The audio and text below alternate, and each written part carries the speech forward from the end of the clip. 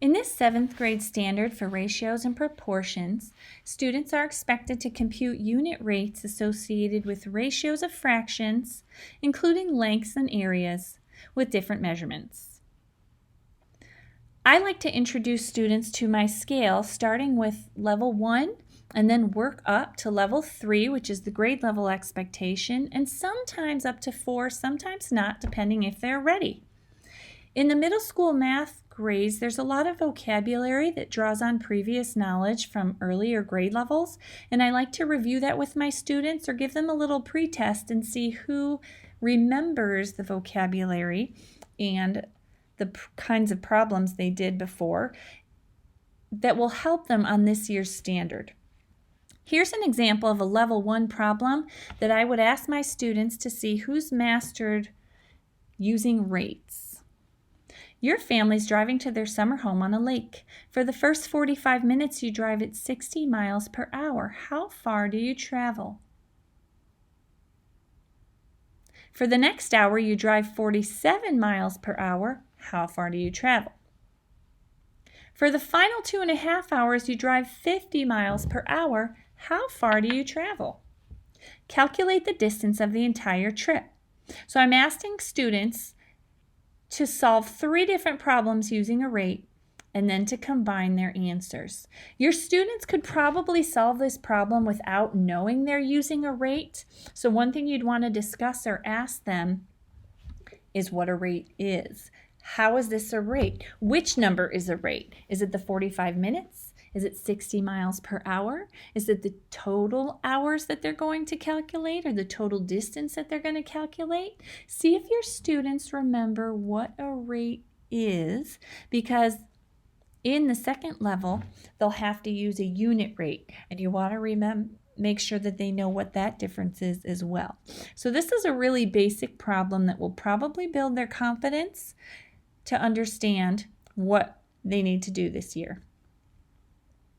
At the 2nd level, we're still doing problems that are related to mastery, but they're a little easier than the grade level problems.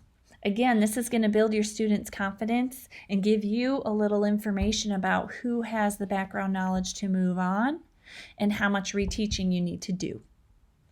So at level 2, students should understand unit rates and solve for them. Again, you want to make sure they know what a unit rate is. What is the key word, the clue in the story problems that tell them they're working with a unit rate? Nadia bikes 3 kilometers in 45 minutes. What is the unit rate of kilometers per hour? We know that per hour is that clue, that their unit rate, the denominator, will be in 1 unit. Per hour means 1 hour.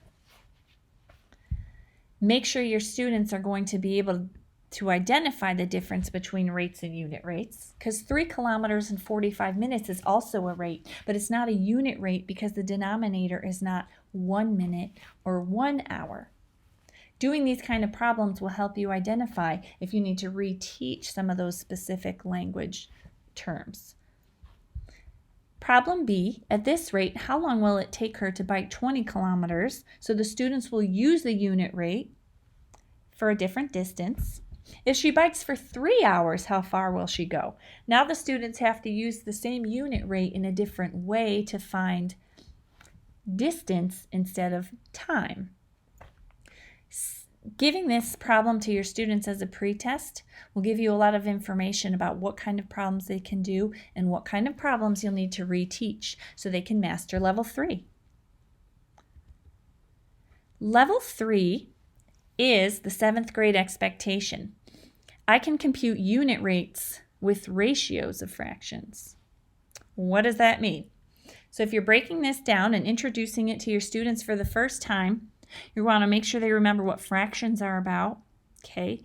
The tricky thing is fractions are also ratios, part to whole ratios, but in this case, the fraction is a part being compared to another part, which makes a total ratio. And you want to make sure that they remember what unit rates are, meaning whatever 2 quantities they compare, they need to have 1 in the denominator.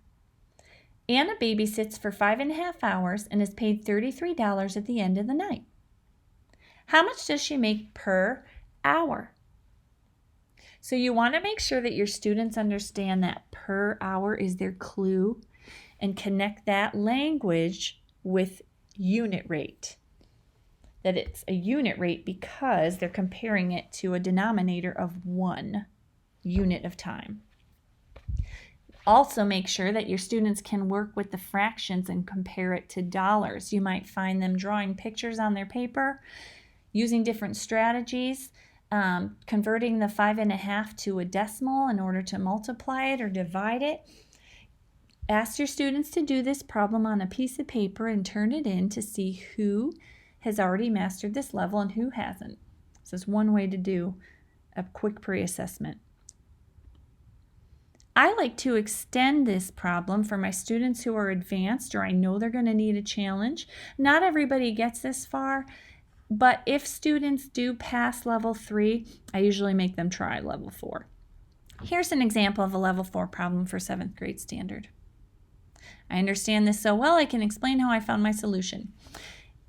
This language is very general because you can have a lot of fun in this level and ask your students to apply it in different ways. Here I created another story problem that's a little more challenging because I'm asking students to compare a fraction with another fraction or a decimal of dollars. Anna babysits for 4 3/4 of an hour and is paid $33.25 at the end of the night. How much does she make per hour?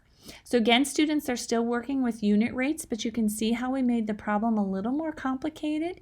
You could ask your students to come up with a ratio table that shows how they figured out per hour to come out with the amount for 1 hour, 2 hours, 3 hours, 4 hours, 5 hours, or you could just ask them to find the exact answer to this problem in fractions of an hour. But either way, you could keep your advanced kids busy for longer while you work with the lower students who really need your attention. I hope you found some good ideas in this example of a scale. If you would like more examples of math scales or assessments already done for you, please visit my website, mrslleveledlearning.com. I have a freebies tab where you can download samples of posters already made and assessments with problems already done for you at all 4 levels of the scale. I would love to hear your comments, questions, or ideas. I hope you found this helpful and have a great year.